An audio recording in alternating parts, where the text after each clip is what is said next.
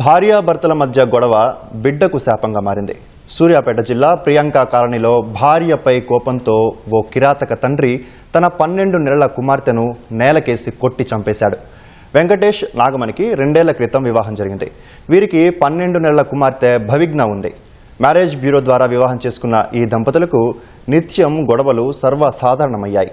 భర్తతో గొడవపడి పుట్టింటికి వెళ్లిన భార్య 2 నెలల క్రితమే పెద్ద మనుషులు సర్ది చెప్పడంతో కాపురానికి వచ్చింది. మద్యం తాగి వచ్చిన వెంకటేష్ రాత్రి భార్యతో గొడవపడ్డాడు. భార్యాభర్తలు గొడవ పడుతుండగా చిన్నారి గట్టిగా ఏడ్చింది. ఏడుస్తున్న చిన్నారిని కోపంతో తండ్రి ఆమె 2 కాళ్లు పట్టి నేలకేసి కొట్టాడు.